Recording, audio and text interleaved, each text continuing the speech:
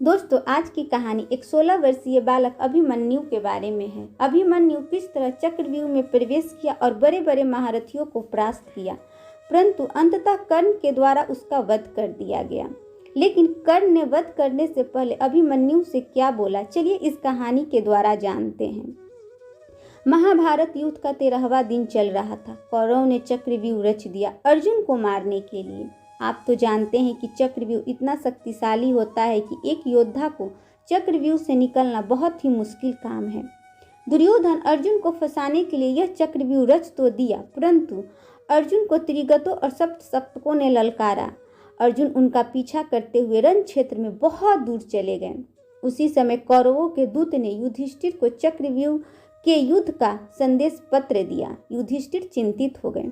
युधिष्ठिर को चिंतित देखकर अभिमन्यु उनके पास आया और युधिष्ठिर को प्रणाम किया और चक्रव्यूह भेदने की आज्ञा मांगी। न चाहते हुए भी युधिष्ठिर को अपनी सहमति देनी पड़ी।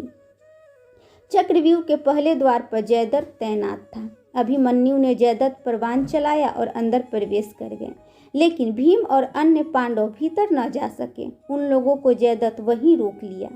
जैसा कि हम लोग जानते हैं कि अभिमन्यु अपनी माता सुभद्रा के गर्भ में ही चक्रव्यूह के अंदर प्रवेश करना सीख लिया था।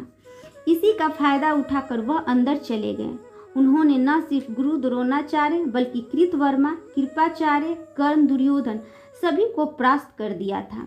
उसने अंदर घुसते ही हाहाकार मचा दिया।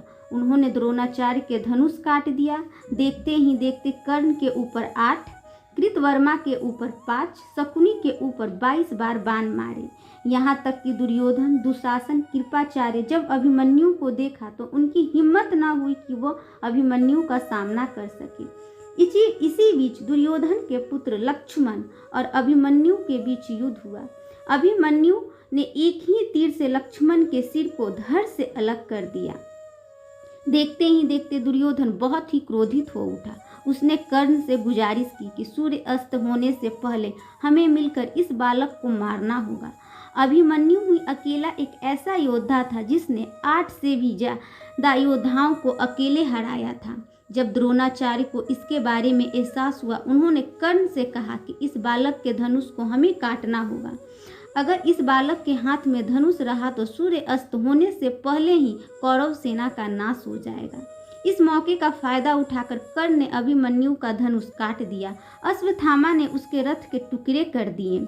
फिर क्या, 16 साल के बालक के ऊपर 8 से भी ज्यादा महारथी टूट पड़े। लगातार बार बार अभिमन्यु सबको परास्त करते जा रहे थे। उसके बाद सभी महारथी ने एक एक करके अभिमन्यु पर कई सारे बाण छोड़े, जिस वजह से अभिमन्यु लहूलुहान हो गए। लेकिन फिर भी उन्होंने रथ का पहिया उठाकर युद्ध शुरू रखा। और फिर वह क्षण आया जब अभिमन्यु के समक्ष स्वयं कर्ण आ पहुँचे और कर्ण ने उन्हें धराशायी कर दिया। कर्ण अभिमन्यु को अपने पास रखा और फिर उन्हें कहा, हे वीर अभिमन्यु, विश्व के सर्वश्रेष्ठ धनुधर बनने की प्रतिस्पर्धा सिर्फ मेरे और अर्जुन के बीच थी, लेकिन तुमने आज इतना पराक्रम दिखाया कि मैं चकित रह गया। तुमने यह ताज आज हमसे छीन लिया है। अब दुनिया कहेगी इतने सारे महारथियों ने मिलकर एक अकेला बालक का वध कर दिया।